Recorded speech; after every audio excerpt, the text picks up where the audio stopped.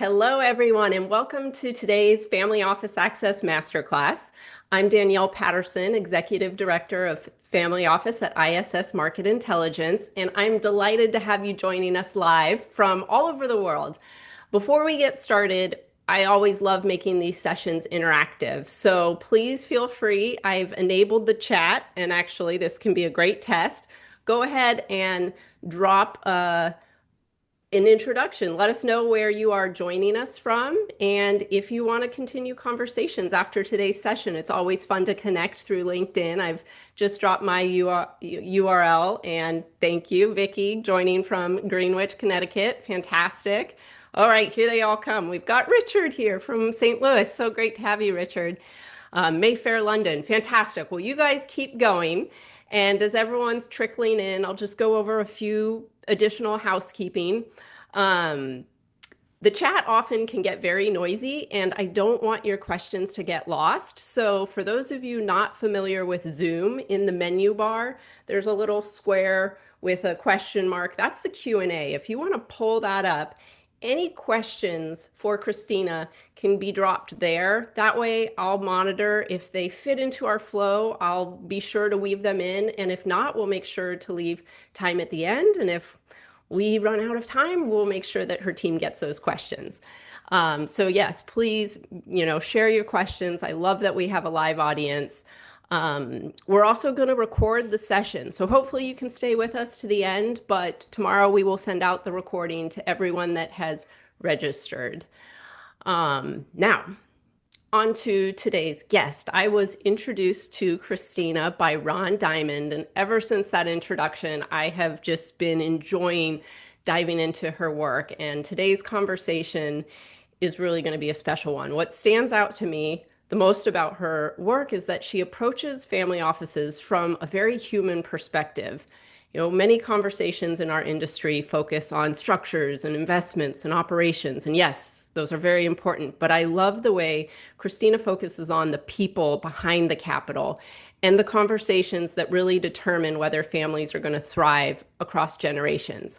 And so for those less familiar with Christina's background, she is the founder of Wingspan Legacy Partners and a faculty member at Harvard Business School, where she teaches the MBA course Demystifying the Family Enterprise and chairs the executive education program Families in Business. She is recognized as one of the leading academic voices in family enterprise space and works directly with founders, family offices, and multi-generational families on governance, succession, leadership transitions, and the difficult conversations many families struggle to have. Prior to founding Wingspan, Christina served as the president and CEO of the Family Office and began her career in investment banking with Kidder Peabody and Goldman Sachs. She's also the author of an upcoming book titled Unspeakable: The Taboo Topics We Avoid and How to Talk About Them, which will be published by Harvard Business Review Press later this year. And with that, I now welcome Christina to the show. Christina, thank you so much for being with us today. Thank you. What an introduction. I'm sure some people dropped off. They got bored of hearing about me. But thank you for having me. It's my honor. I know how busy you are, and time is our most precious asset. So thank you for sharing this hour with us all. I'm going to make Madison, I'm going to change you to an attendee. Madison from our team is here. She's going to be helping us monitor the Q&A. But let's dive right in. Before we really get into the work, I always love starting with the backstory. People know you as Harvard Business School faculty member, founder of Wingspan, all the things that we read in your amazing bio. But I really want to know at the beginning, where did you grow up, and what were some of the defining steps that have brought you to where you are today? So it's such an interesting question because when people ask me where I'm from, I, almost should say Boston because I've been here the longest in my life. But I was actually born in a military base in Alabama and spent the first 13 years of my life moving every year, Oh which my led to my career in many ways. When my family finally settled, my father, a huge entrepreneur, created what I would call G1 of family enterprises for us. And so I started that part of my life in Texas. So I want to say I'm a Texan because that's a lot more fun, but I haven't lived there in a long time. My career started on Wall Street, and I don't think I really knew what I wanted to do. It just seemed like that was the place that you applied, and if you got a job, you moved to New York. And so Yeah. I started my career there. Wow, that's amazing. And now seeing the way your career has progressed in the niche of family enterprise that you have found yourself, did you kind of always envision this as your career started to unfold, or do you feel that it's really evolved in unexpected ways? Every part of my career has been accidental, in some way or another. I did not want to go into my own family business because my father was really tough, Yeah. and I didn't think I would ever really earn my place. What I realized when I was in New York is I loved concentrated ownership, and Hmm. I liked what people could do when they had concentrated ownership. So naturally, that led me to be attracted to family led and owned businesses. And I found myself after many years on Wall Street, joining a family that had a very large family enterprise and setting up and running their family office. But I never set out to be in this space. Yeah. Oh my gosh, it's fascinating. What an amazing, you're living what you now are able to teach, and that experience adds such a richness to it. So, I know one of the themes that consistently shows up in your work is the idea that families often focus on building structures before they've aligned around purpose and expectations and vision. And so many of the people in our live audience are building family offices or advising them and really navigating a lot of these conversations themselves. So, I'd love to explore what you mean by that and how these early conversations really matter so much. Well, I think what's funny, Danielle, is, businesses normally start with a mission of what you want to do, and then how you're going to do it in a business plan, and then you hire the people. They also normally start with no money. Family Hmm. offices are a startup with a lot of money. And so people have a desire to deploy that money and Hmm. to build teams to deploy that money. They don't necessarily feel like they want to start another business. And so, what I say in this space, I'm actually quote a former client, current client actually of ours, who says, go slow to go fast. Hmm. And it's hard because when you start a family office, you already have parts of the business, meaning I've never met anyone that's starting a family office that doesn't already have some investments. I mean, you just do. Most people have an investment, if it's their house or their car or whatever. And so we tend to then just kind of think invest, invest, invest. But in reality, to start a business like this, you have to have a goal of what you're building, and then you have to want to manage, govern, and run it. And Hmm. so we ask families, whether they already have one or they're going to start one, what is the point of this business? And they kind of look at us like we're crazy. What do you mean? What is the point? We want to make money. Great. How much money? Hmm. Where do you want to make money? What's the purpose of the money? Are you leaving all the money to the next generation? Well, are they going to have to keep this business? So we really push people to say, I'm doing this. So let's say it's a Canadian family. I'm starting a family office to diversify for my Canadian business. Okay, that's one great thing. Well, Yeah. then it probably shouldn't be in Canada. Maybe it should be based, in Florida or New York City or somewhere else. And so if we can get people to focus on what's the mission, then we can go down to the next steps. Wow. Powerful. And I'm sure that conversation is probably very different and unique for each family based on how they made the wealth and what that future and what that purpose is.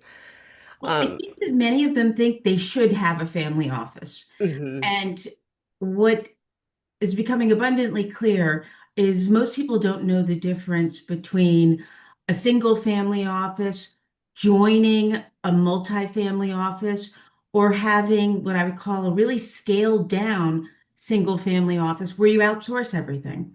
So Yeah. people kind of get in there and they're like, I have to hire people. It needs to look like this person's, and they they make a lot of mistakes. Yeah. Well, and I love that analogy to a startup because I think so many people just don't realize that it's a business. It is a lot of work and you need the talent, but more importantly, you need the conversations around the structure before you can do anything before. And the slow down to speed up, that was like my mantra. Every year I try to make a goal and I think you've got to do it. You've got to slow down before you can speed up. And so I love that you bring that up. Um, Well, I just want to highlight one thing for yeah, those of you that are out there. I'm not saying don't start one, but think really hard if you want to run an asset management company, because that's really what it is. yeah, And so many of my amazing families that are great operators and they have so much joy running their steel company or their beauty company or their oil and gas company, they don't get a lot of joy out of running an asset management company.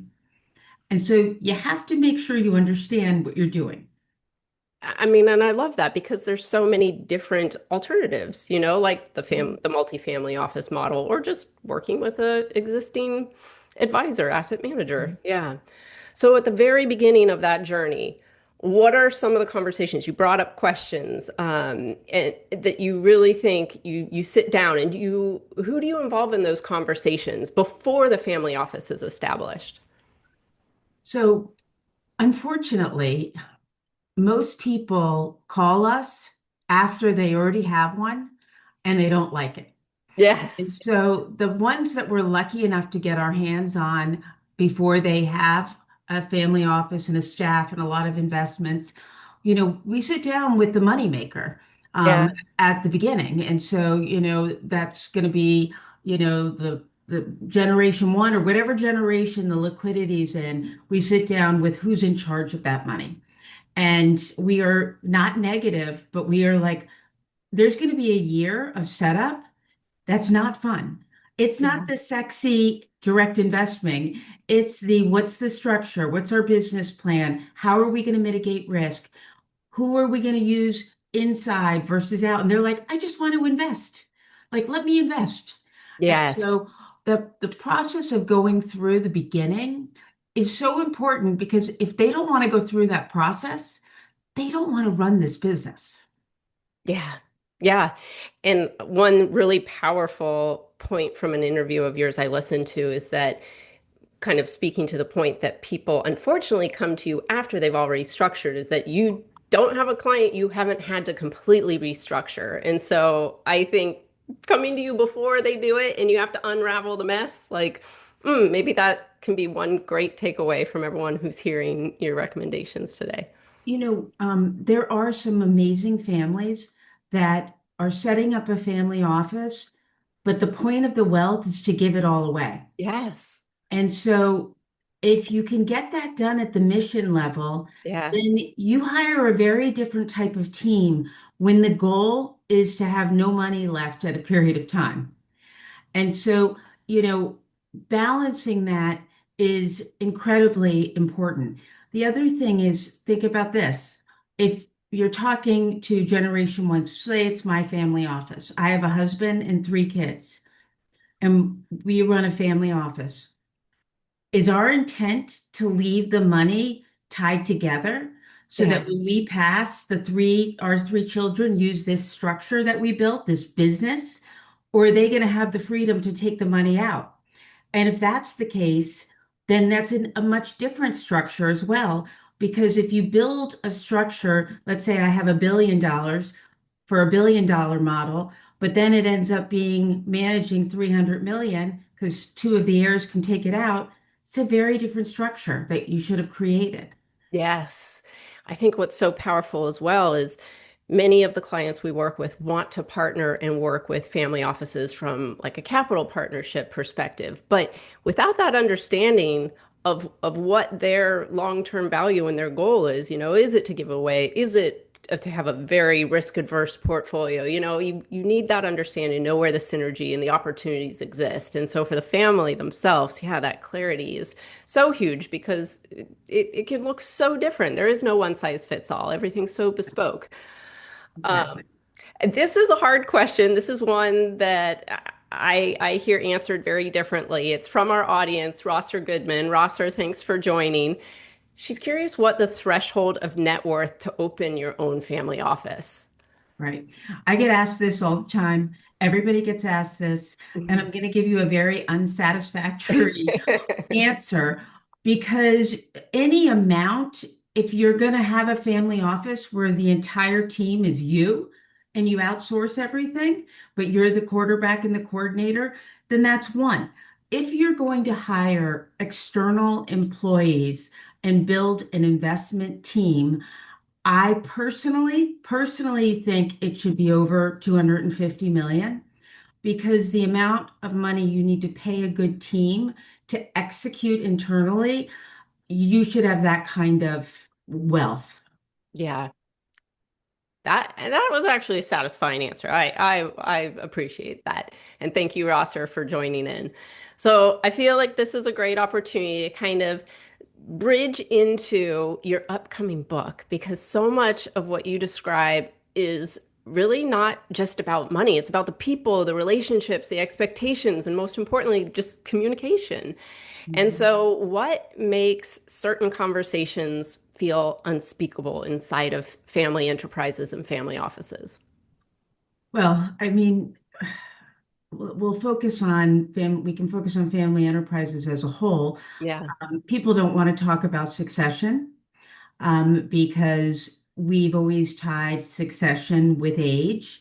And Mm, so there's this, are you suddenly too old and we want a succession plan? That would be one of family offices overall. I mean, family enterprises overall. But for family offices, the irony is most families don't like to talk about money.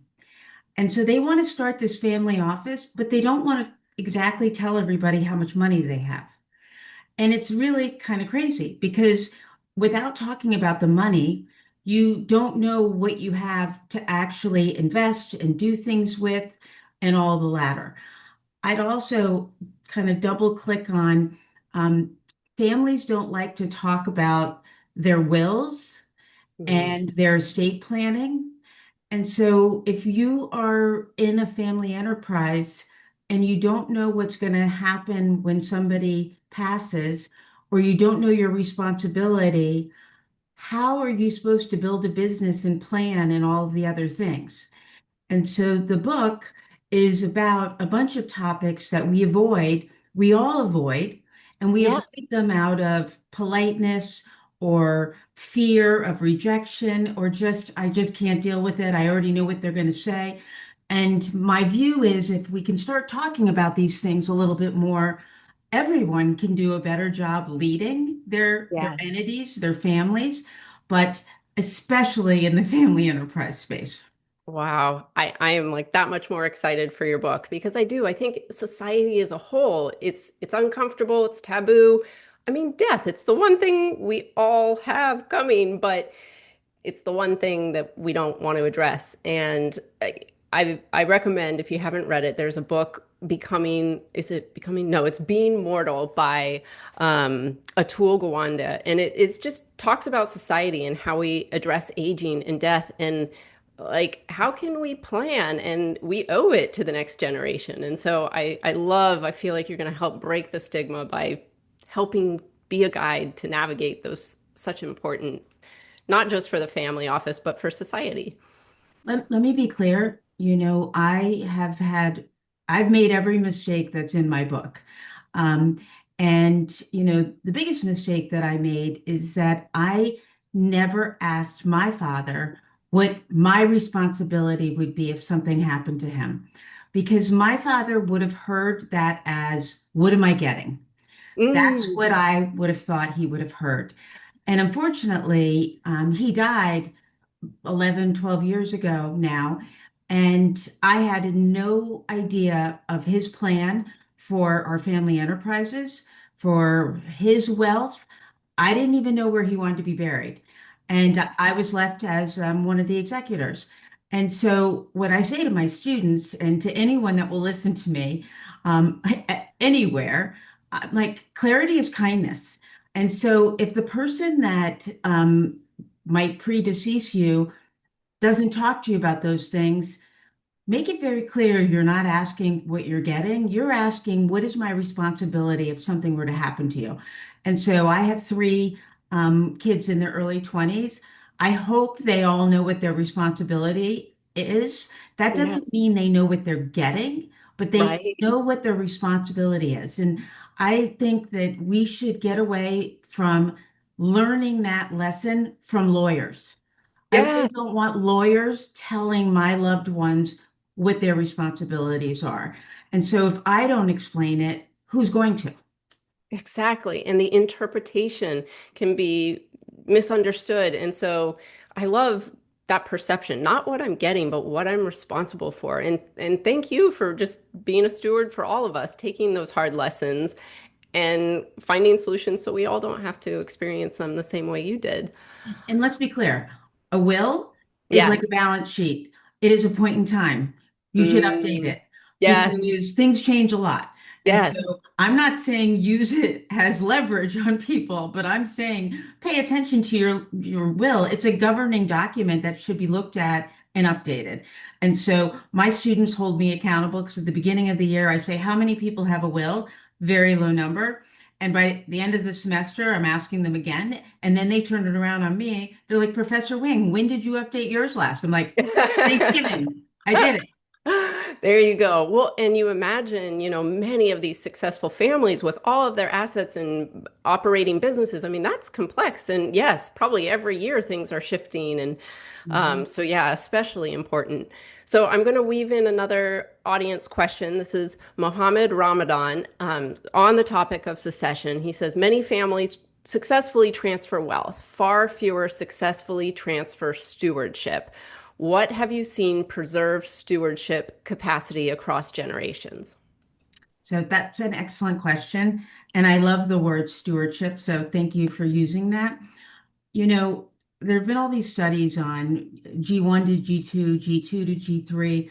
And what people have failed to talk about is there's a big difference between G1 to G2, you're all raised in the same house. G2 to G3, you're owning assets with cousins and Mm, people that weren't raised in the same location.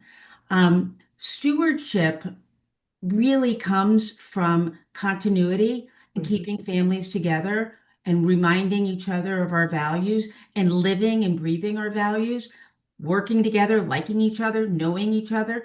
And Yeah. the families that do the best really focus on family meetings, integration, and great communication across Mhm. generations and communication to in-laws, because many in-laws aren't owners of a family entity, but they're stewards of it.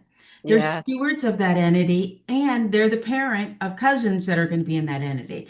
And so communication, vacationing together, family Mm, retreats, all of that is what really helps. Rarely the business fails, the family fails faster than the business. wow. That you bring up so many important topics just around inclusion and yeah, communication and fairness. It's just because you're not involved in the day to day doesn't mean you don't play an important role. And yeah, really, lives are busy and complex and noisy. And so really carving out the time for these conversations. And I love your idea around like family retreats. Do you feel having kind of a professional moderator, someone to be there to facilitate those trips, or is it maybe dependent on each family and how close they are? Are you giving me a chance to pitch my business? What's going on here? No, separate from that, I think that there are two types of family retreats. Family retreats that should be just family, Yeah. and they should be fun, and there should be fun pictures flying around. There should be WhatsApp chats and all the rest. Then there should be family meetings, maybe once a year, maybe every other year, depending on ages, and those should Yeah. be moderated by an outside facilitator because Okay. that helps bring structure. It also brings examples of other families that are doing things Mm, poorly or doing things well. I think, certain voices can get muted in a big family setting, and a facilitator won't let that happen as easily because they'll pull those other people in. Yeah. Wow. I mean, it's a balance of both, right? It can't all be business. It's like you need there to just be love and family, but I love both and then We having those did goals. we did a really funny thing with the family several years ago. They asked if two children that were 12 should attend. And I really had to think about it because, you know, I did the 12-year-olds know the amount of wealth? Did they know the other things? And then I ended up coming out on yes, they should attend because they shouldn't be the only ones not to attend. But we Right. wanted to help the 12-year-olds find their voice. And so we brought those Mr. Potato Heads. I don't know if any of you remember where you make Oh like a funny yeah. face. We brought them and we put people in groups of two or three with like a grandfather with the 12-year-old, and we gave them instructions and then said, let's go. And the exercise was to see how different groups, who led in that setting, but also how they did it. Did they lay out all the potato head pieces and then come up with a structure? Or did they just start putting ears and noses places? And you learn a lot about people's approach to problem solving. And it was so much fun. And the family took the potato heads home from this retreat, like have them on this mantle in their house.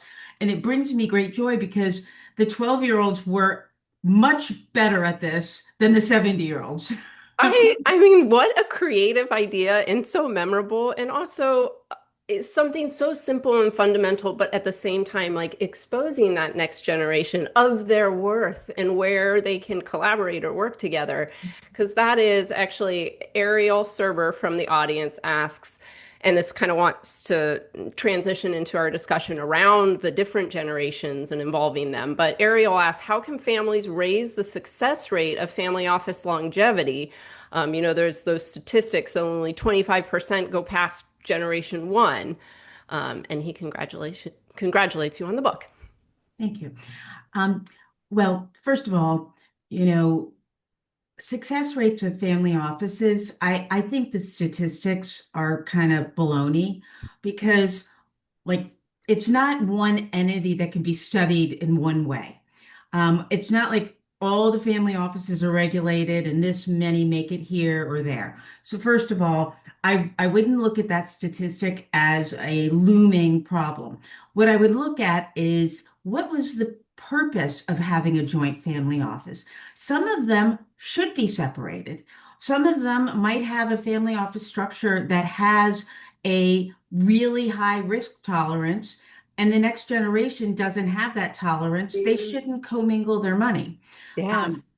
I think family offices and the participation by family members in them should be reviewed in 5-year segments because Hmm. you do a lot of illiquid investing. So you shouldn't just be able to pull your money in and out, but you are a shareholder that shouldn't feel stuck there forever unless the whole thing blows up. And so actually having a mission, having Hmm. buy-in, if there are multiple different families within a family together, what are people's different views? Real clarity on roles and responsibilities. Family offices used to be a place where family members would put family members that weren't very capable. We don't do that as Oh. much anymore. And so the same governance that you use for your operating company, Mhm. if you use for your family office, the likelihood of it being longer and generations goes up. I want to point something out. People think it's easier to separate money than, separate a steel company. Hmm. Um, However, the money is not typically sitting there in a bulk of cash. The family offices normally own a lot of other little businesses. And so that's why the mission, the business plan, and then the execution really matters because the last thing you want is a bunch of shareholders that are stuck in a business that they don't want to own together. Yeah, that is powerful to just reevaluate. And I wish I had the visual where you look at the Pritzker family and all of the different independent family offices, and they have different mission, different purpose. Mhm. And it's a great example of a very successful family who has established several very successful family offices using that reevaluation. And I'm a big believer in our rising gens. And I think they have a lot of capabilities we don't even understand yet. And Mm, so, in many cases, parts of the family office should be investing in things that we don't even know we need yet, that they're going to run. And so, when you think of like my father, he made his money by being an entrepreneur. yeah, Family enterprises that succeed had really gritty entrepreneurs at different stages. yeah, I want that entrepreneurship to also come out in the family office side yeah, and have people like invest in each other and create other businesses under that structure. So I think that if we cut each other some slack, um, and the definition of what is a successful duration for a family office to go on yeah. will keep going up and up, but they have to be able to be nimble. I love that. We did an interview with Camille Homsey, and his family office set up a investment bank for the family to support the next gen being entrepreneurial. And they had to prove it, and but I think what I enjoy about hearing you speak and the work that you do, you're the fan of the next gen. You want to empower them. You want them to be these stewards of social impact and the things that they're excited about, and help give them a voice and a means to do that. I think some people think, oh, well, they're not the entrepreneurs. Maybe they stand in the shadows. How do you work with the next gen? And I'm sure there's a difference between Gen 1, Gen 2. How do you help them find their way and feel purpose and meaning? So the number of rising gens that want to come to an executive program at HBS or want to talk or want to do something is staggering. They are craving tools to communicate within their family, and they're also craving community because, when you come from a family enterprise that might be have enough wealth to set up a family office, it's can be quite lonely. You're not talking about this with your friends. You're not, I mean, you sound like you're complaining like a rich person problem. Right. And so the best thing for the rising gen, in my perspective, is giving them a community where they can convene and share ideas, where they can say, I don't like my sister-in-law, or my dad's being stubborn, or my mom's never going to retire, and not be judged, but talk about it, learn about it, and then bring ideas home. The rising gen, they have grown up in a time period where social media has been there, where technology is advancing at such rapid rates. They have to be on their toes. Plus, the great wealth inheritance is coming, and they have a generation above them that has been very good at philanthropic. Yeah. This generation has to find their lane. And I completely think many of them will do a fabulous entrepreneurial things, but they have to be given the chance from the family to fail and then Mm, try again. wow. And Absolutely. That's how we learn, right? Yeah. I've failed so many times. Yeah. But I didn't fail and quit. I Right. failed and I got up and I tried it again. And so, that doesn't mean I think all families should seed every rising gen in a business. I Right. think they should collaborate with them. They should invest in them if it's appropriate with the right governance. They should give them upward trajectory. But the rising gen needs to find a community that they can Yeah. talk to and learn from. And they have to get leaning in on some of these taboo topics. They have to get over some cultural norms that are really hard to break through, but they Yeah. can. Yeah. Wow. It must be so fun to watch them find their voice and create that community and see, I bet, awesome collaborations that come out of that community you're creating for them. It's so fulfilling. We had a Rising Gen program at Harvard Business School last week, and I was looking at my LinkedIn earlier and a couple messages like, oh, what was said about this? I took it home and I gave it to my mom, and she read it and she has a different perspective. Like one little breakthrough makes a huge difference. And Wow. I joke that we have our Rising Gen program at Harvard, the worst time of the year. We have it in June. And so if young people want to come to school in June, they must really want to come. So, yeah, so I'm like, we should have it in February, but we have it in June. And they come and they lean in, and after a day, they look like best friends because they found a community. Oh, that's awesome. Well, bravo. Kudos for creating that and putting the time in over the summer. And it's awesome to hear the drive and the ambition and the longing that they have.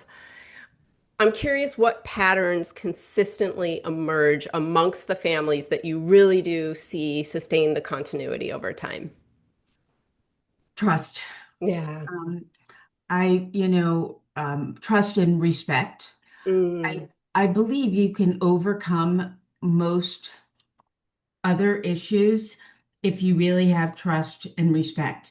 And a lot of people respect mm, the older generation, but they don't trust them to do mhm, what they said they would do or to do anything different.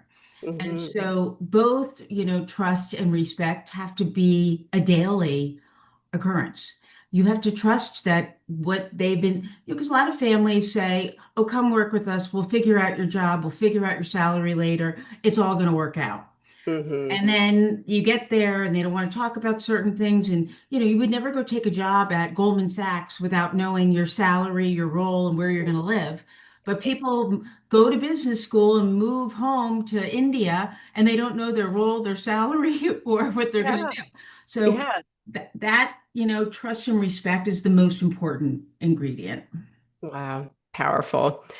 All right, bringing another audience question because it's on this topic of governance and next gen. Anna, great to have you.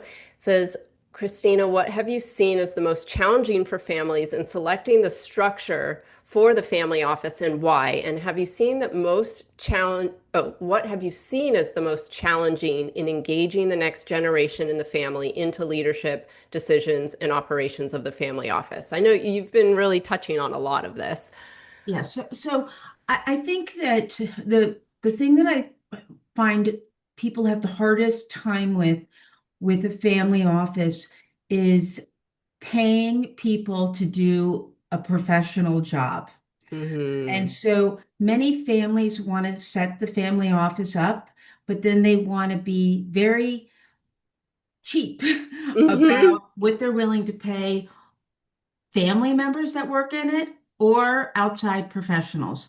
And that cheapness leads to poor quality and constant turnover and a business that's not being run well. And so if you're going to start this, put in the money behind the team and get a great team. Mm. In terms of engaging the rising gen, many rising gens want to be engaged in the family office, Hmm. and but they might want to do something like a hybrid of it. You might have a family office structure. We'll just stick with the 250 million. You might decide 25 million of it is going to be for social impact. A lot of rising gens would raise their hand and say, "Can I run that part, or can I be on that team?" Yeah. Which I think is great, but Right. you have to have employment policies for all family members. You have to have all that in advance before it's personal. But if they're qualified, then they should do that. Where it doesn't work is if rising gen is in contrast with existing gen of risk. Mm. Um, and that's where people butt heads because rising gens tend to have a larger risk appetite and a Yeah. larger time horizon. And if they're brought in to be a part of this, but then all their ideas constantly get shut down, that's a problem. Yeah. Absolutely. I can see the conflict and again, it's just navigating everyone having their voice, but like none of it can be done without, like you said, the proper professional approach, the right compensation, the right transparency around, this is what you're doing and why and just defined roles. I like as well, just how important it is to compensate appropriately.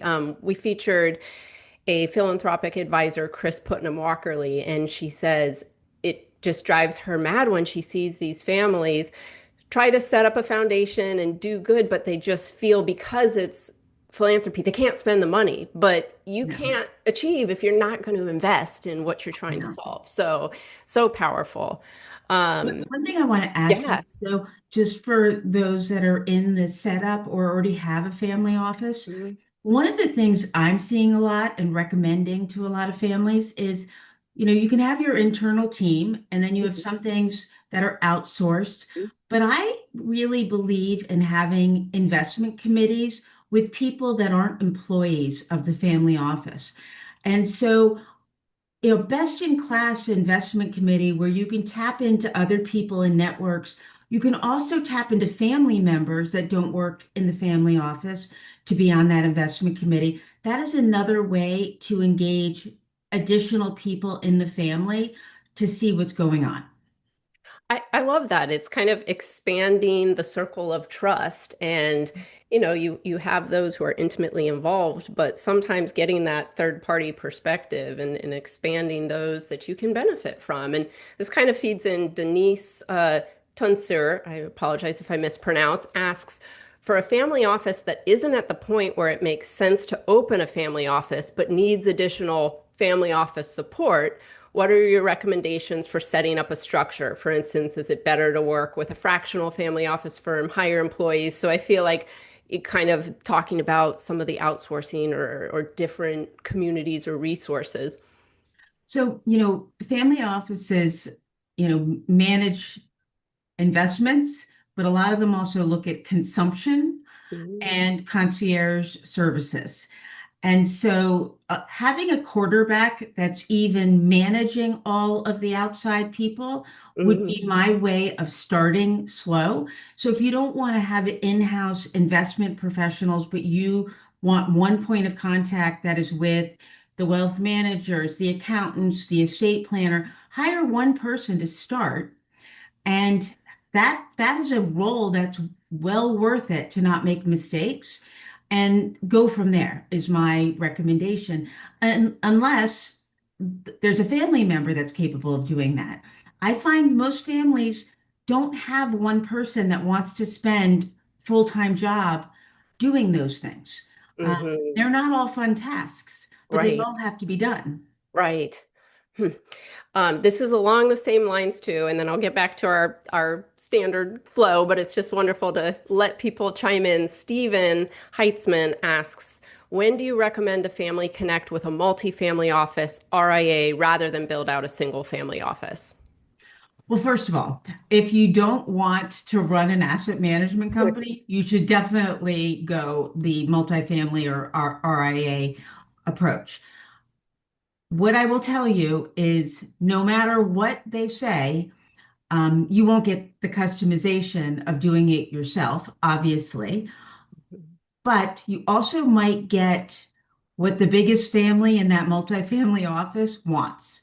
And so when you're interviewing them, you should pay close attention to uh, what's the range of sizes. So what I love is there's some family offices, multifamily offices that take only families with 250. Now, Mm, that money's going to go up and up, but they start there. And hmm. so they know how to do that. If you go to a multifamily office and there are three families that have 5 billion and you have 100, you're not going to get what you need exactly. So the Yeah. size of the multifamily office that you join really matters. But it all starts with the intent. If you're Hmm. excited to govern and manage an asset management firm, then you set it up. If you're not, at any amount of money, you should go somewhere. Okay. And any practical advice? Because yeah, that I always talk about, single family offices and how no two look quite alike, but you're right, neither do the multifamily offices. So for someone who's seeking out that relationship, any practical advice on the things that they should be looking at, questions they should think about as they're interviewing the best fit? I think likability is really important. You have to really like your team. So, first of all, likability. Yeah. The second is bench strength at these multifamily offices. And I don't just mean the relationship manager slash investment, but are there other things that you're going to need or you're going to grow into, like Mm, bill paying, other services? But the biggest one that people forget is most of these multifamily offices, RIAs, have to use a trust company. mm, So You might be at Christina's RIA, but you're going to have to go, Fidelity is going to be the trust company. So understanding how the back end works of these is really important because some of them are more difficult from a compliance perspective. And I've had many families that have thrown their arms up and said, I'm leaving XYZ big bank, I'm going here. And then they get there and they're like, oh my gosh, I have to double approve everything because the RIA has to put everything through Fidelity or another trust company. So understand what a day in the life looks like at these places. That's really, really good advice. Yeah. So, getting back to kind of practical steps that families can do to really ensure that the communication, that these hard conversations are being had, what are practical frameworks that help families approach the sensitive conversations productively? Well, I think every family has different sensitivities. What I would say is the how is as important as the where and when. Hmm. First of all, like never pick up the phone and try to have a sensitive conversation when you don't know where the other person is. They might be driving down the highway, they're at the dentist, they're somewhere. Yeah. So, number one, that. Secondly, don't surprise people about them. Meaning, if you called me and said, Hey, Christina, I really want to talk to you about XYZ. Can we get together? I'm going to say, Well, let's just talk about it now because you got me. Yeah. But I'm not prepared really, but I'm going to Right. lean in. It's not going to go well. And so I recommend that people send an email or a text, WhatsApp, and say, can we meet at Starbucks Friday at 10? I want to talk to you about a concern I have with something, the estate plan, my role, whatever. And hopefully the person comes back and says yes. If they Hmm. don't, you say, I understand. Here are three other dates that work for me. And so, number one, you don't summon them to your office. You go to a neutral spot. You give them Smart. advance notice. And then when you get there, you lead with empathy. Mm. I know this is hard to talk about. I'd like to set some ground rules. I'd like to speak, and then I'm going to be quiet and I'm going to listen to you. But this is only important in having because we have a common goal. The common goal is we want our family to thrive. Yes. Otherwise, that's not a difficult conversation. It's a difficult moment.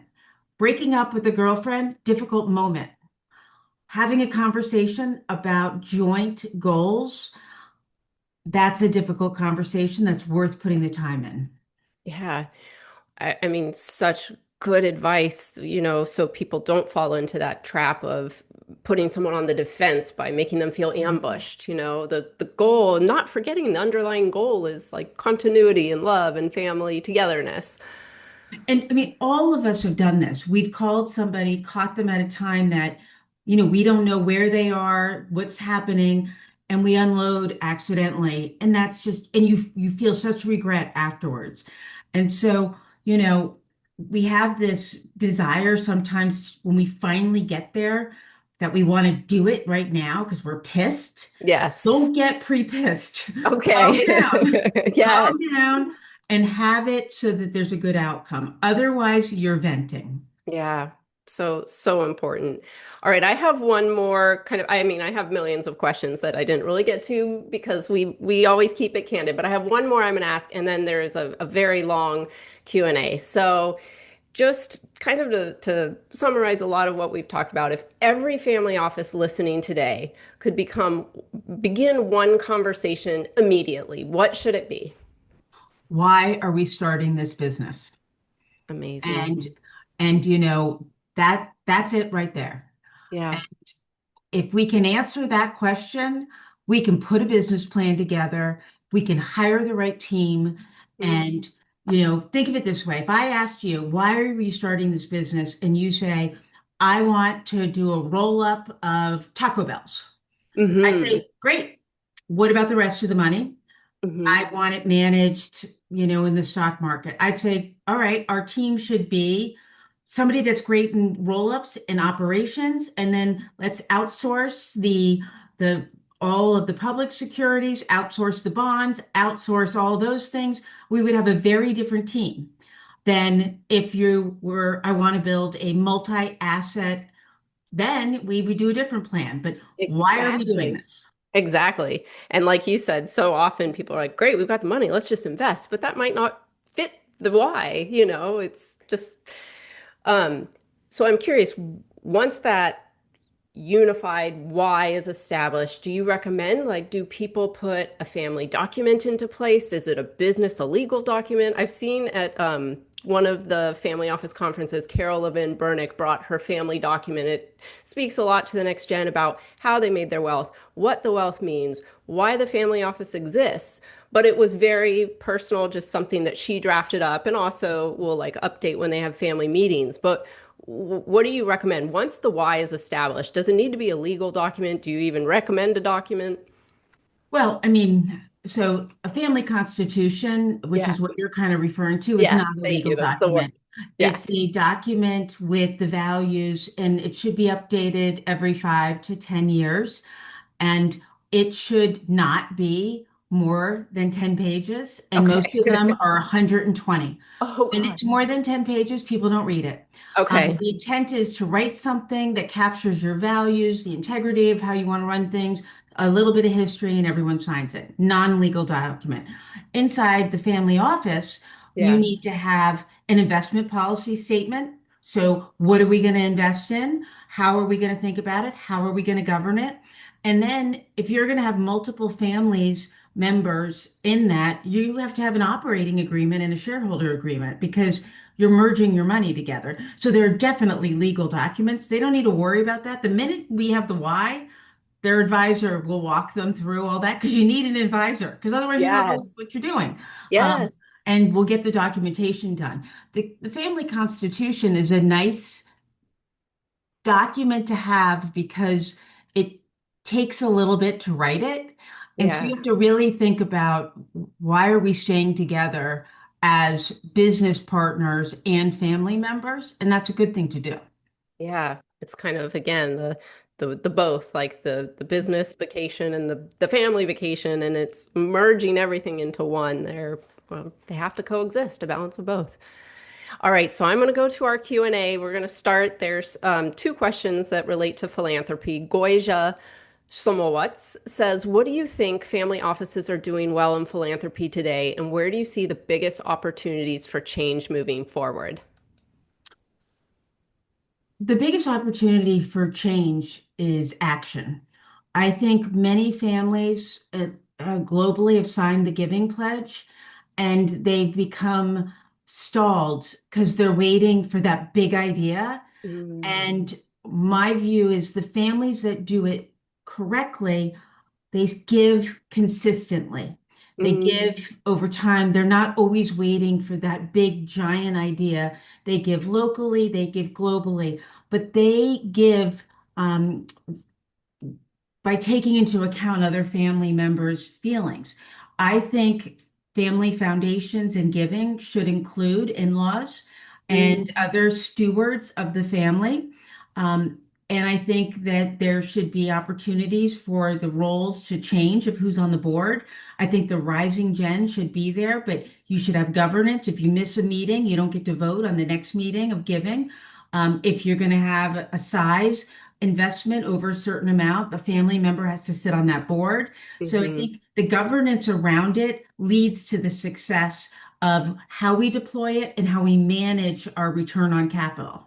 Yeah. Again, being very intentional about it and having the structure. And like you said earlier, work with advisors. And that leads into Rosser Goodman's question.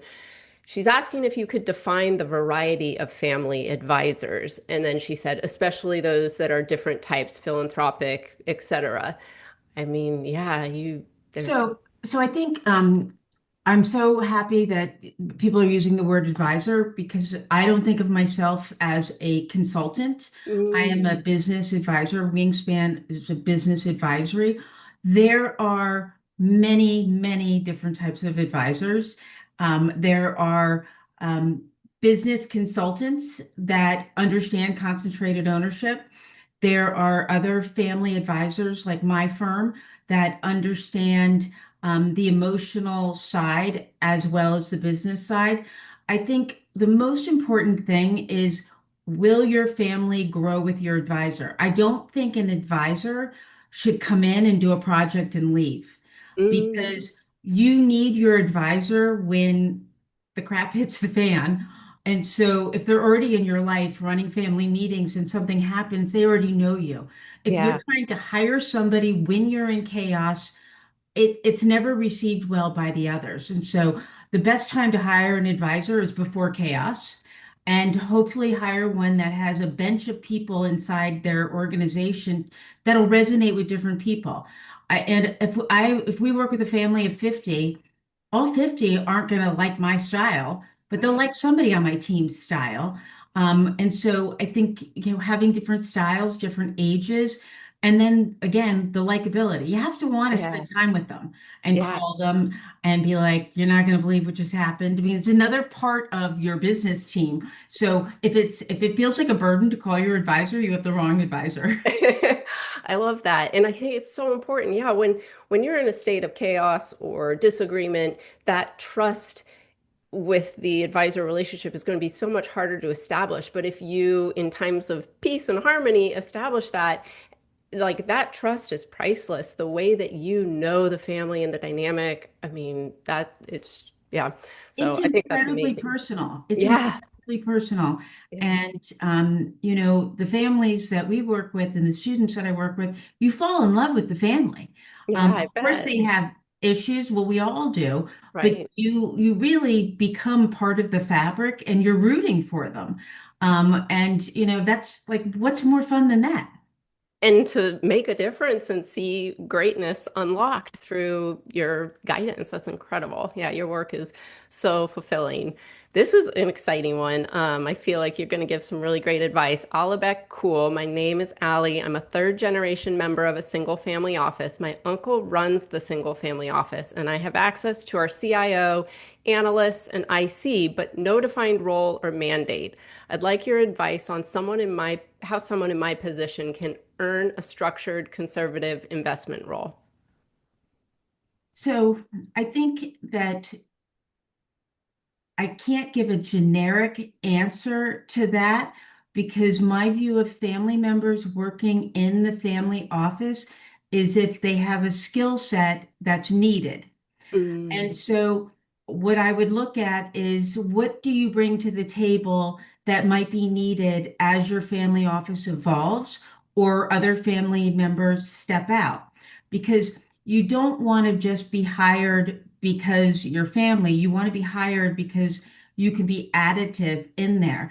If you are an investor already and you have some kind of track record, and or you think the family office might shift, then you should pitch it to your uncle who runs it and explain, the why. And part of the why is the continuity that you're going to bridge his generation to the next. So don't give up, but I need more details to give you a really good answer, but make sure your skill set is tuned. amazing. Such good advice. And hopefully Allie will reach out. And I do think, again, it's the conversation. Maybe they don't know your interest. So making sure, you're speaking up, and maybe it starts as an internship. But yeah, I hope the two of you can connect. Dawn Wolf Montalvo asks, while there are executive education programs available at business schools, there's not much integration of family office or family enterprise leadership in business school MBA programs. How can business schools assist in bridging the gap of education for family office employees and leadership education for family principals? So it's a great question, and that's why I created the class at Harvard. And a lot of the students that take my course want to go in, and they don't have their own family office. They want to join somebody's and Mhm. be the chief investment officer or something like that. You're seeing other business schools launch these things. They are coming up strong behind and next to, and some probably ahead of Harvard. Uh, I think that if you go online and you look, you really can find there's more. out there than what you're finding. And you can reach out to a member on my team, Vicky, who monitors all of them, and she will show you. But there is a big list depending on who you are. But some segregate in family members versus non-family.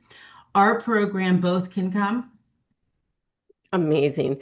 There are two other questions, but I know I want to be really mindful of our time, and I want to wrap up and just share how people can get a hold of you and continue learning from everything you've shared. And yes, to the two whose questions we didn't get to, or anyone else, you can still drop them in the Q&A. I'll get them over to Christina's team.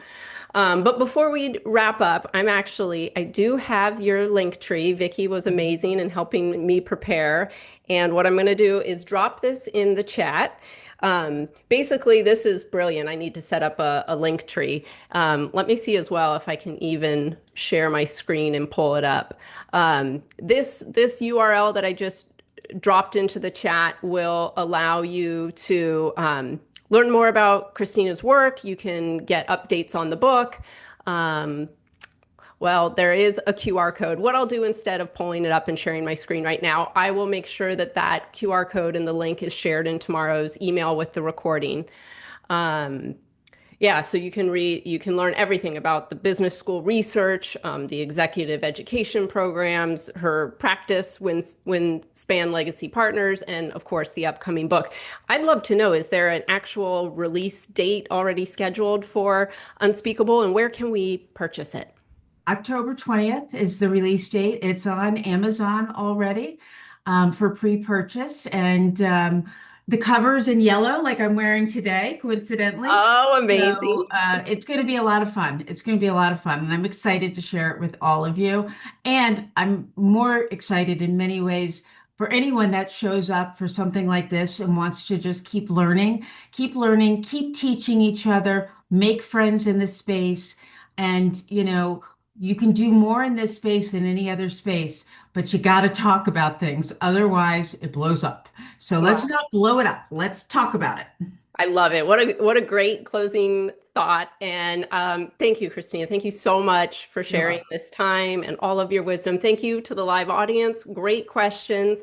And we'll look forward to everyone joining us for our next session. Yes. Have a wonderful summer, everybody.